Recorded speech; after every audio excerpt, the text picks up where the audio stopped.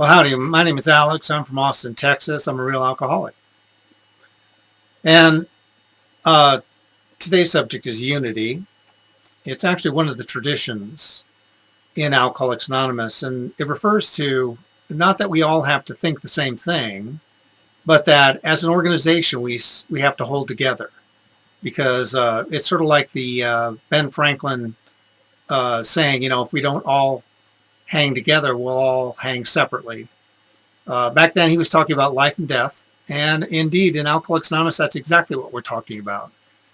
We need our organization together so that we can all meet and sponsor each other, help each other through the steps, uh, organize meetings and things like that.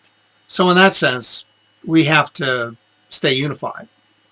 On the other hand, they say that every AA meeting is autonomous. So I guess that means that they're not beholden to the rest of the group except where it affects the rest of the groups. So they can pretty much do what they want. In Austin, Texas, there are over 425 meetings. And I usually say when there was 424, some guy said, or gal said, this isn't running right. I think we need a different kind of meeting. So they pick up and they go start another meeting. So you have 425 meetings. Of course, in Austin, that doesn't count all the other meetings, which are like in Hutto and San Marcos and all the way down to Buchanan Dam. So as far as unity is concerned, they're talking about the organization.